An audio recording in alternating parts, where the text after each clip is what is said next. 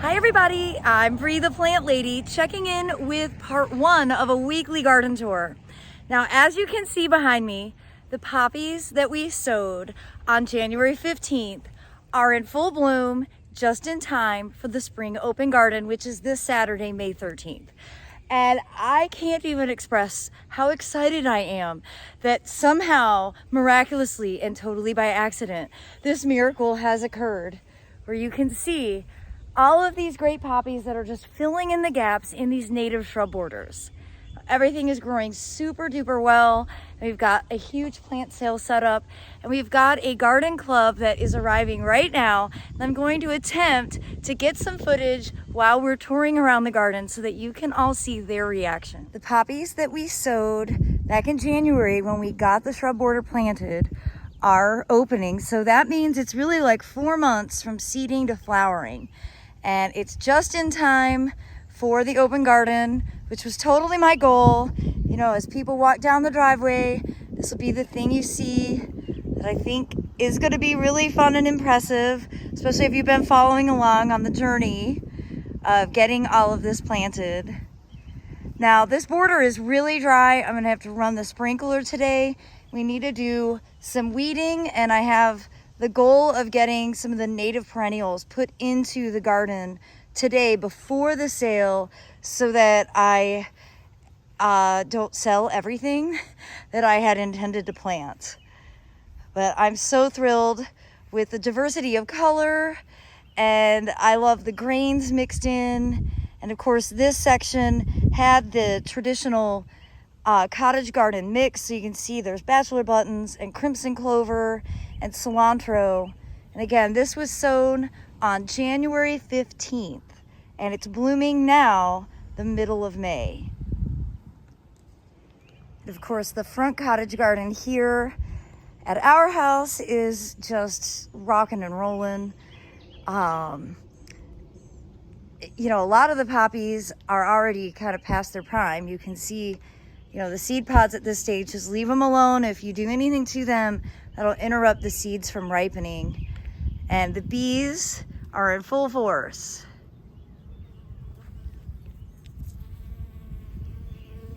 2, 3. Woohoo! And that is all David.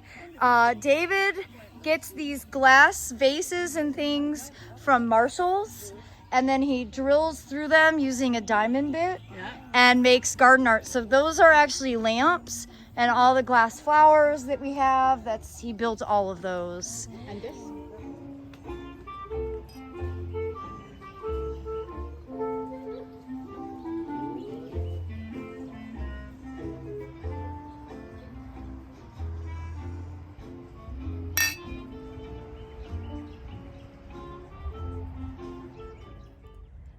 All right, well, today was exceptionally hot.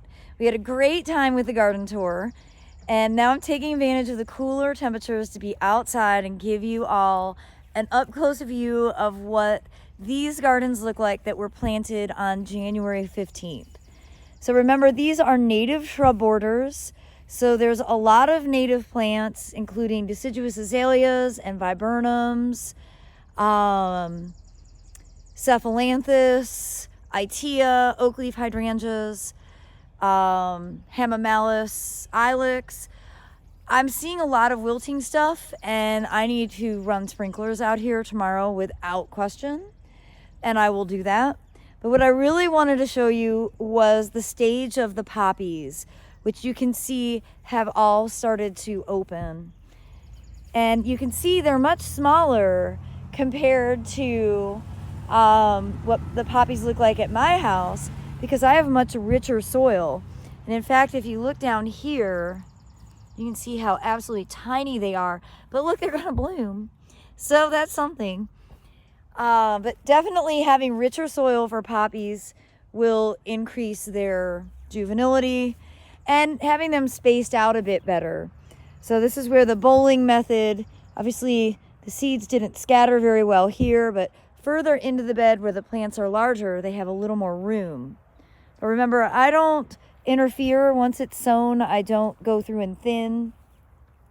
You can see the crimson clover and the bachelor buttons are also starting to bloom.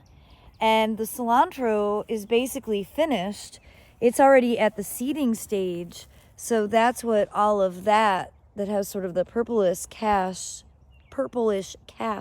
to it is. I would like to get in here and weed, and we actually have a fabulous redbud to go up into this area here where the rhododendron procliminoides were really suffering because it's too dry. I have not been irrigating because I thought that we have had plenty of rain, but obviously we haven't. So we're going to put that Ruby Falls Cercis canadensis in here.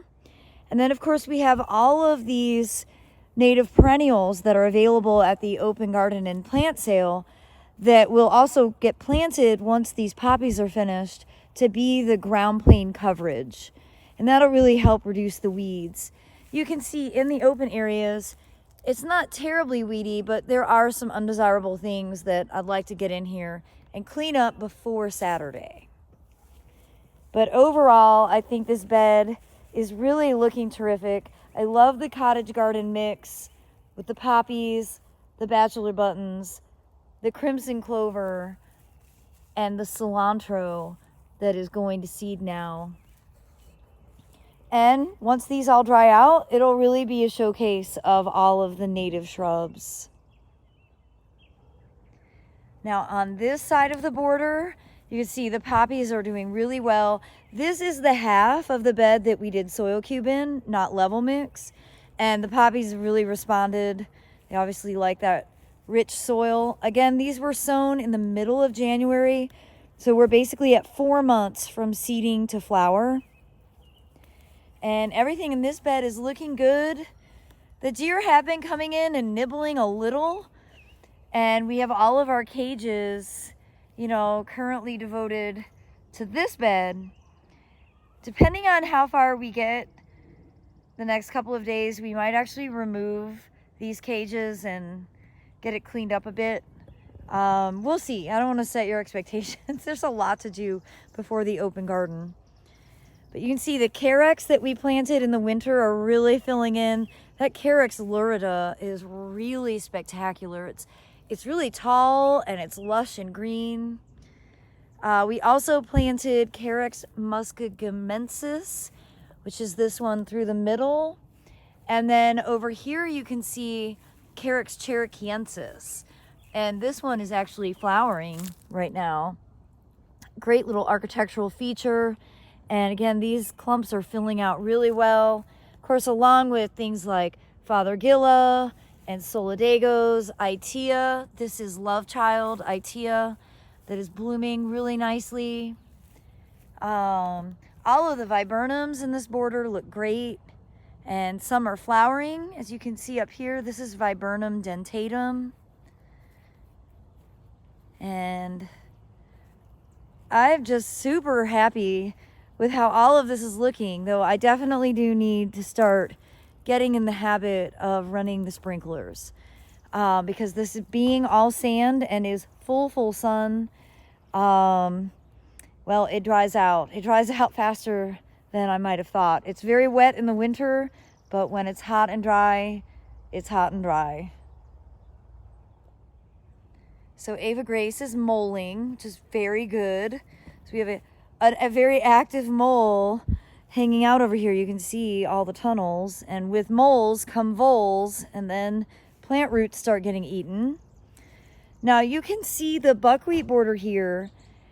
There is some odd coloration. I think that is dry patches, though I'm not 100%. I think it is because I can see where it's green. So where I've been watering that ginkgo that I transplanted. And then I've been watering some of the ornamental grasses that are here. So that's probably what that is. But I've been thinking about going ahead and mowing down the buckwheat at this stage so it doesn't set seed and getting this replanted. Realistically, this isn't going to happen before Saturday, but it'd be great if it did. And not to leave out the perennial Pollinator pocket garden that was planted in August with all native perennials that looks absolutely awesome. I do have a bunch of garlic scapes, as you can see right here, that need to be removed because remember, you want the energy to go into the bulb, not into flowering. But I'm so impressed with the calamintha, and these salvias are so beautiful. I love this rainbow effect, and that agastache, which is Paquito orange, is so beautiful. And I love that orange with the purplish blue of the larkspur, which was self-sown, and along with the oats, which are the silvery danglies. And I really like how that looks with the penstemon, which this is called Midnight Masquerade. So I really like these purplish flowers with the silver oats, and then the blue larkspur and the white nigella. And overall, this border is just spectacular.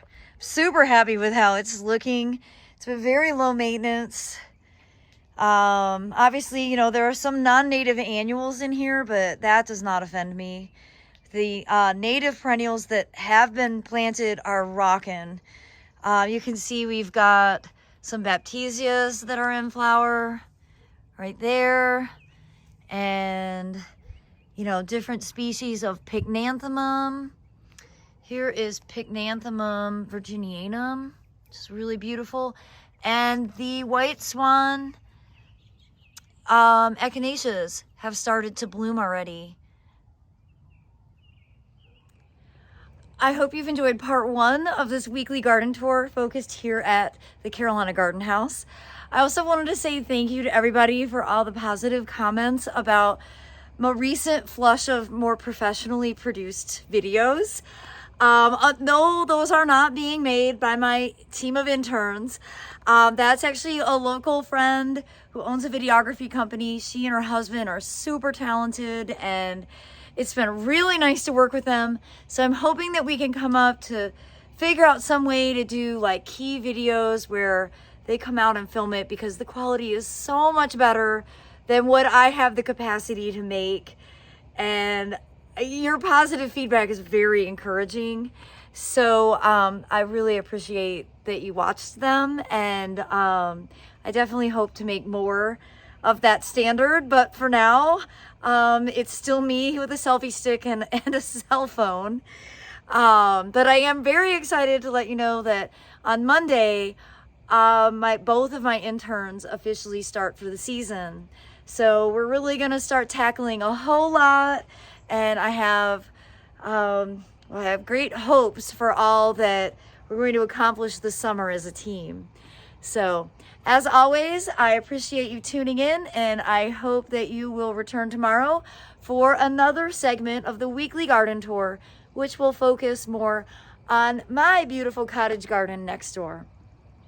Well, thanks so much for watching, everybody. Happy gardening.